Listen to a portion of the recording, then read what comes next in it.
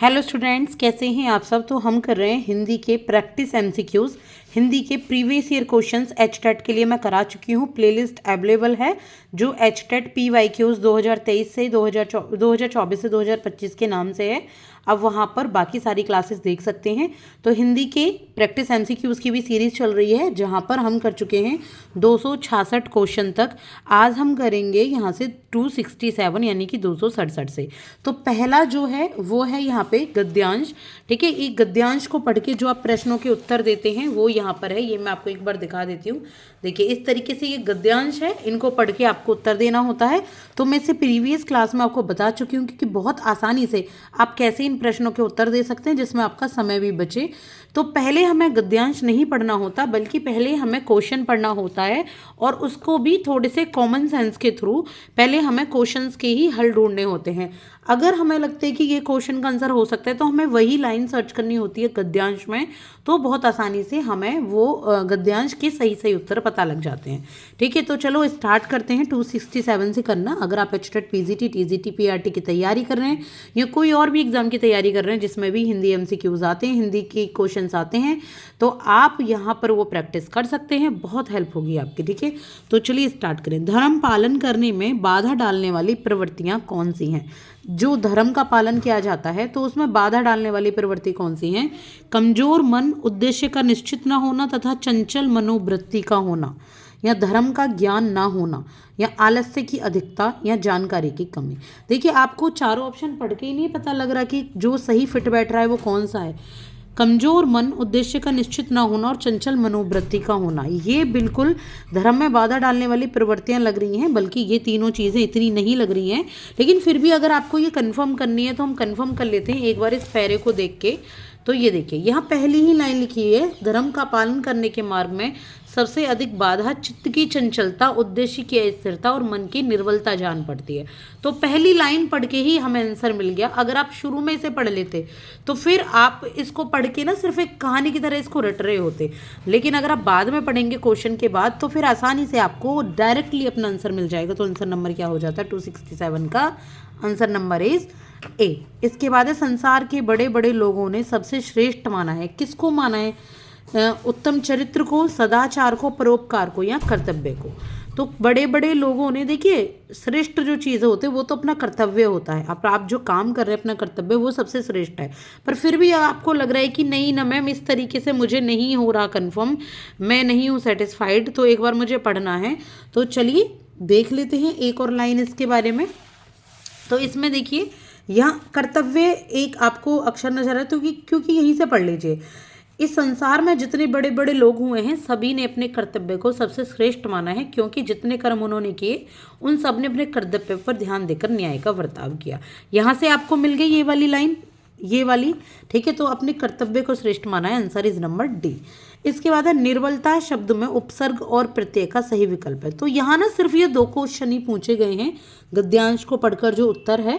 तो आप पहले क्वेश्चन पढ़ लें, उनके आंसर जान लें। कंफ्यूजन हो रही है तो फिर आप इसके पैरा को पढ़ना शुरू करें, आप क्वेश्चन से कनेक्ट कर पाएंगे। तो ये बहुत आसान तरीका है। चलो अब आगे कर लेते हैं नॉर्मल क्वेश्चन। तो गद्यांश हमारा हो चुका है। निर्बलता शब्द में उपसर्ग तथा प्रत्यय का सही विकल्प कौन सा है? कौन सा इसमें उपसर्ग है, कहाँ प्रत्यय है, कौन सा सही है? तो निर्बल और ता, क्या ये सही है या निर्बलता? तो चारों हैं इसमें, सेम सेम प्रोनाउंसिएशन है। तो इसमें जो सही है वो है नंबर ए, निर्बल और ता। ठीक है, बल का भी अपना एक मीनिंग है। ठीक है, निर उपसर्ग लगा हुआ निर्बल बनता है और ता उपसर्ग लगा हुआ निर्बलता बनती है। तो ये खुद ही सारे मीनिंग दे रहे हैं। तो आंसर इज निर्बलता, नंबर ए। इसके बाद है, कायर की भाववाचक संज्ञा है। कायर की भाववाचक संज्ञा कौन सी है? ए कायरता, या कायरत्व, या कायरपन, या कायरता। संज्ञा की बात की जा रही है, भाववाचक संज्ञा की बात। ठीक है, तो ये है कायरता। क्या है? कायरता कौन है? कायर की भाववाचक संज्ञा है। कायर क्या है? कायर एक विशेषण है और हमने विशेषण से भाववाचक संज्ञा बनाई है, तो वो बन जाएगी कायरता। इसके बाद है अपना मतलब निकालने वाला के लिए उचित शब्द क्या है। अपना मतलब निकालने वाला कौन होता है? स्वार्थी, स्वार्थपरक, स्वार्थपरता या कुटिल। बताइए, बहुत आसान है ये तो, बहुत आसान है, हम लोग अपनी डेली भाषा में यूज़ करते हैं। तो ये है अपना मतलब निकालने वाले का मतलब स्वार्थी। ठीक है, क्या है? स्वार्थी। इसके बाद है कौन सा वाक्य शुद्ध है? शुद्ध वाक्य कौन सा है? खेतों में लंबे लंबे घास उग आए, या फिर परशुराम के क्रोधाग्नि ने छतरियों को जला दिया, या गलियों को चौड़ा करना आवश्यक है, या वृक्षों पर कोयल कूक रही है। हमें यहाँ शुद्ध, आपको पूरा वाक्य शुद्ध बताना है, बाकी सब में कोई ना कोई कमी है। तो शुद्ध है हमारा गलियों को चौड़ा करना आवश्यक है। ठीक है, ये इनमें कोई गलती है। खेतों में लंबे लंबे, ये लंबे लंबे घास कि नहीं, लंबी लंबी लंबी घास उग आई होता है।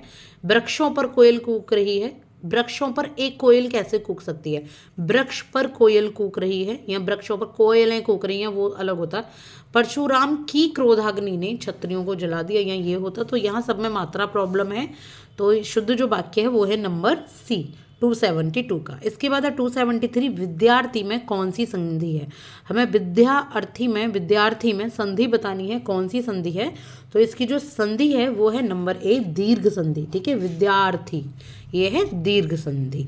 इसके बाद है 274, दैट इज कानन का पर्यायवाची शब्द है। कानन का क्या पर्यायवाची शब्द है? पुष्प, वन, विहिप या इनमें से कोई नहीं। तो आसान है इसका आंसर है वन। कानन का पर्यायवाची शब्द क्या है? ये है वन, आंसर नंबर सी। इसके बाद है 275, वाक्य विग्रह का अर्थ है। वाक्य विग्रह का क्या अर्थ होता है? शब्दों को जोड़ना, या वाक्यों की रचना करना, या वाक्य खंडों को अलग अलग करके उनका संबंध बताना, या संधि और समास बताना। क्या है वाक्य विग्रह का अर्थ? तो वाक्य विग्रह का क्या अर्थ है? ये है वाक्य खंडों को अलग, विग्रह मतलब अलग अलग कर देना, वाक्य खंडों को अलग अलग करके उनका संबंध बताना, यानी कि आंसर इज नंबर सी।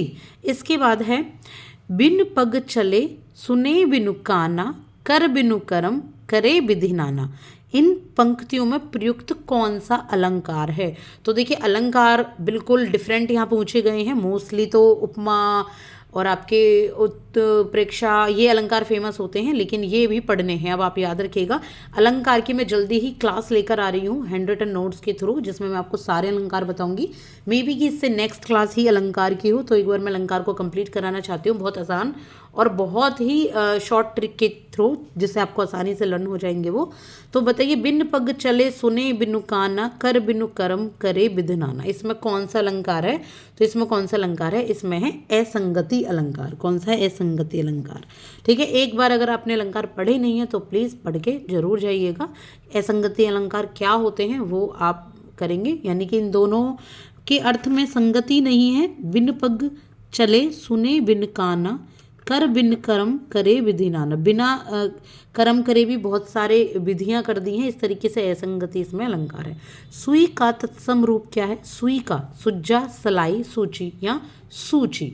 तो सुई का तत्सम रूप क्या होता है? सुई का तत्सम रूप होता है सूची, ये वाली सूची। ठीक है, ये सूची नहीं, ये तो इंडेक्स लिस्ट होती है, नंबर बी। तो 277 का आंसर हो जाता है नंबर बी। इसके बाद है 78, परिसीमन का विलोम क्या होता है? परिसीमन का विलोम होता है असीमन। क्या होता है? असीमन, आंसर इज नंबर सी। इसके बाद है घूसर शब्द का पर्याय क्या है? पर्यायवाची क्या है घूसर शब्द का? अश्व, गर्दभ, मेघ या अजा। किसको कहते हैं घूसर? तो घूसर कहते हैं गंधर्व को, जो आई थिंक गधा होता है उसको ही कहा जाता है गंधर्व को घूसर। इसके बाद धूतों अर्थात जीवों द्वारा होने वाला दुख। वाक्य के लिए एक शब्द है, एक शब्द है, एक लाइन है, धूतों या जीवों द्वारा होने वाला कोई दुख होता है, ये एक तरीके जीवों द्वारा होने वाला। तो उसका सही शब्द क्या होगा? तो उसका सही शब्द है अधिभौतिक। थोड़ा सा देखिए डिफिकल्ट लग रहा है, पर ऐसे क्वेश्चंस पूछे जाते हैं, तभी यहाँ दिए गए हैं। प्रैक्टिस क्वेश्चन है ये एक तरीके से, और मॉक टेस्ट समझ लीजिए आप इनको, लेकिन ऐसे क्वेश्चंस आते हैं। तो कुछ क्वेश्चंस आते हैं, दो चार प्रैक्टिस करेंगे तो आप इनको इजीली कर पाएंगे। इसके बाद ऊँट की चोरी निहुर निहुर करे का अर्थ है। क्या है ऊँट की चोरी निहुर निहुर करे? यानी कि जान जोखिम में डाले, या बड़े काम छिपकर नहीं किए जा सकते, या उद्दंड व्यक्ति की दुष्टता, या किसी की वस्तु दूसरे को देना। क्या होगा इसका आंसर? इसका होता है बड़े काम छिपकर नहीं किए जाते। कोई ऊँट की चोरी चुपचाप करे, ऐसे नहीं हो सकता ना। बड़े काम छिपकर नहीं किए जा सकते। ये है नंबर बी इसका राइट आंसर। तो अभी के लिए इतना ही। हमने 267 से 281 तक क्वेश्चंस किए हैं। आई थिंक हमने 10 से 12 क्वेश्चंस यहाँ कर लिए हैं। 14, हाँ एटलीस्ट हमने यहाँ पर, एक मिनट, हमने ये 15 क्वेश्चंस कर लिए हैं। 15 क्वेश्चंस ही हम एक सीरीज़ में करते हैं, क्योंकि आपके एचटेट पीजी में तो 15 क्वेश्चन ही पूछे जाते हैं हिंदी में। बाकी के 15 क्वेश्चंस मैं नेक्स्ट क्लास में लेकर आऊँगी। करते रहिएगा, प्लेलिस्ट अवेलेबल है, उसको देखिए, बाकी क्लासेस भी लीजिए, आपको काफ़ी ज़्यादा हेल्प मिलेगी। विदाउट एनी पेड प्रमोशन, बिना किसी खर्चे के मैं ये क्लास आपको दे रही हूँ। आपका टाइम भी सेव होगा, मनी सेव होगी, और आप आसानी से घर बैठे अपनी सारी प्रैक्टिस कर पाएंगे। अगर आप हाउस वाइफ हैं तो अपने काम करते करते इन क्लासेस को लीजिए, बहुत आसानी से आपको समझ आ जाएंगे। बस यही है तरीका मेरा, बहुत सादा तरीके से पढ़ाने का, बिना किसी ताम झाम के, बिना किसी बहुत ज़्यादा कलरफुल PDF के, कि मैं आपको अलग अलग टाइप की वीडियो लेकर आऊँ, बिल्कुल भी नहीं। बिकॉज आप सबको पता है कि वो सब चीज़ें हैं लेकिन प्रैक्टिकल नहीं होती। प्रैक्टिकल हमें इसी तरीके से पढ़ना है, ऐसे एग्जाम देना है, तो आसान तरीके से पढ़ें। बाकी चीज़ों में टाइम ना लगाकर अपनी रिवीजन में टाइम लगाएं। Revision is the must. ठीक है, तो थैंक यू सो मच।